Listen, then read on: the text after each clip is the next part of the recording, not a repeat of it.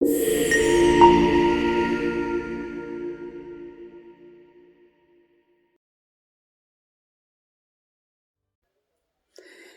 people ask me, if I want to buy a business, what should I be looking out for?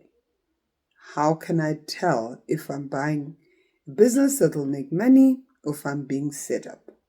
Welcome to my channel. My name is Carol, and in this edition, I will be talking to you about the pitfalls and the things to look out for when you are buying an existing business. We call that a business that is a going concern.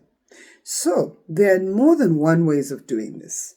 Some clients will simply say, well, the business is already registered in a company, therefore we should just resign the existing directors and come on as the new directors and then take over the business from there. However, you may find that the seller of the business wants to keep his company on paper. So the Pty Limited or the CC under which the business is trading, he does not want to give that up. All he wants to do is sell the actual trading element of the business, in which case you will then have to register your own company or buy your own shelf company, and that will be the new business that will run things. So, having established that, how do we get to the decision of whether to proceed with that purchase of the business or not? Here's what you need to do. There's a very, very interesting word called due diligence. Do your due diligence. So make sure, if this is a business that has been in operation for several years, that you insist on seeing the financials of the business. That in its own is not enough. You need to do a deep dive, get an accountant, a professional accountant, a chartered accountant, to do either an independent review or an audit of those financials. Why am I saying that? Well, it's easy enough for the owner of the business to present an image that is better than what it actually is on the ground. So they can decide to show profits by either allocating certain expenses to loans when they should be expenses, or by omitting several entries.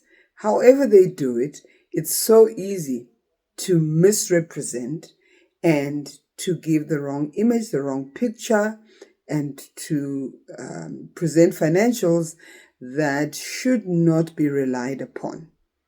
So, if they're audited, you are a little bit more assured that they are accurate.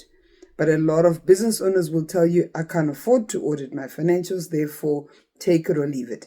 And because the buyer is desperate, he wants this business, many times he gets duped based on these financials, he just buys the business. Another thing that you need to do, having seen the financials, having had them reviewed or audited, and now establishing whether they really are making those profits, you also need in your due diligence to look at certain things such as your taxes. Have tax returns been done up to date? Because these days, penalties on late submission or non-submission of taxes can bankrupt a company. They can be as high as 40, 50, 60,000 Rand or more. But the biggest challenge is if they are VAT registered, or sometimes even just on the income tax, there could be a liability based on just maybe an assessed return or some other reason. There could be liabilities running in the millions. So you need to make sure that that is your number one priority. Get to know what the status is at SARS of this company. So all the tax types, your pay as you earn, your UIF, SDL, your VAT, your income tax, make sure you get your own independent valuation of the current status. You need to also see that returns have been submitted. Therefore, you won't run into problems when you then try and submit those returns. Having done all that, you check your company secretarial, you check that all annual returns at CIPC has been submitted and the company has not actually been deregistered. We've talked in our previous videos about how CIPC have been deregistering companies very quickly. Now, Reinstating a company has become easier in the last few months. It is still an exercise though, so you need to make sure the company actually has not been deregistered, does not owe any returns or penalties to any institution. It could even just be the Department of Labor. If you are employing people, then your UIF returns, you filing or otherwise need to have also been submitted. So there's quite a lot of due diligence that needs to be done. There's also the matter of the business valuation. You need to be satisfied that they are valuing the business correctly in order to charge you so that you're paying a fair price for the business.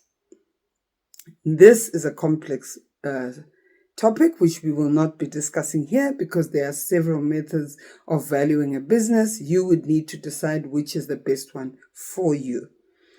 Having said all that, if you find a business you want to buy is profitable, it's compliant, it's doing well, go for it. Wishing you all the best with your new business and your new adventure. Have fun.